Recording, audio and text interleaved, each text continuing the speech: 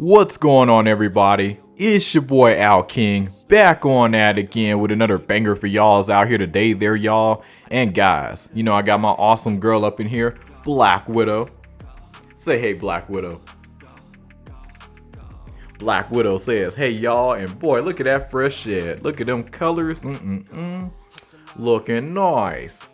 She's actually doing really good for the winter. I ain't gonna lie. I'm a little. Winter is terrifying if you have reptiles. It's like, oh, please don't let the heating go out. Don't let the lights go out. In the name of Jesus, please don't let that happen, because otherwise they are on the line. But she's doing pretty good and eating good and getting bigger. But guys, welcome on back to the channel. And guys, what we gotta talk about today? The most boring TV show in all of Star Wars is getting a season 2. We gotta talk about Andor. So guys, I got this article right up here on the screen, over here by Screen Rant, and here we got it, guys. We got up here, we got a release date announced, and looks like we're gonna be getting Andor season 2 teased to us pretty soon. And apparently it's gonna be next year around April, at I believe the Star Wars Celebration. Yeah, that's like when we're actually gonna hear and get like a good teaser for this thing. Now, how do I feel about this? I'm gonna be real with you guys. The first season of Andor was crazy boring. There was maybe only like 2 episodes, maybe 3 episodes. 3 is me being nice, but realistically, probably just 2 episodes I actually enjoyed. And of course, they was at the very end. Well, the first episode wasn't too bad, I will say. First episode was all right. But the rest of the show, pretty forgettable. The ending, literally the last episode, I was like, okay, yeah, that was cool. The whole prison breakout scene was cool. But it just ended with Andor running off to the middle of nowhere, pretty much. He's a escaped convict, free man and everything. If I'm not mistaken, I think that's how it ended off. But yeah, so Andor, I feel like the only people who really like this show is probably just a bunch of old heads. These are probably the old heads in like my parents' time. The ones who grew up with Young and the Restless, and heck, still old as hell, and they still watching Young and the Restless, Bold and the Beautiful. That's who I feel like Andor is for, because this is all a bunch of dialogue.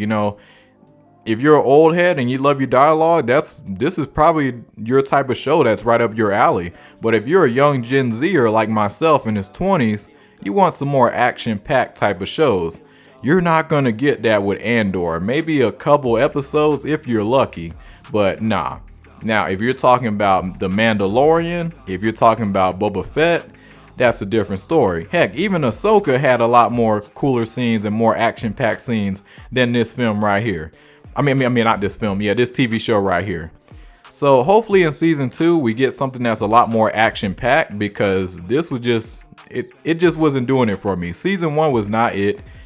And I really hope this show, deserves better, like, you got a solid cast, it's just like, y'all just need to pull back on all this dialogue and actually give us some cool scenes.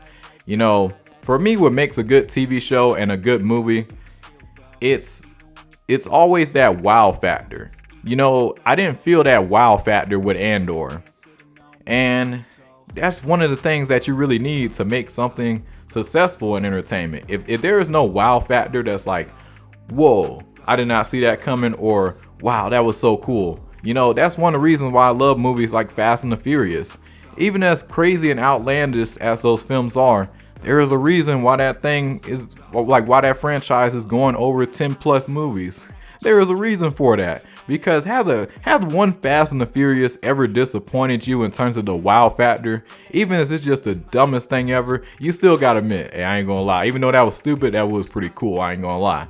And that's what we need with Star Wars, especially in the TV shows, just Star Wars in general. They're missing that wow factor for such a long time. I haven't really felt that since Star Wars Episode 7. That was probably the last time I really felt that, if we talking about new Star Wars. Well, actually, no, I'll take that back, because The Mandalorian went pretty crazy too. Like when Ahsoka got introduced, and I think it was The Mandalorian Season 2, if I'm not mistaken. When Ahsoka pulled up at the end, hey, that was crazy. I enjoyed that. That was like one of the craziest moments. If we're talking about like recent new Star Wars, if I'm just being honest. And also the Book of Boba Fett has some solid scenes too.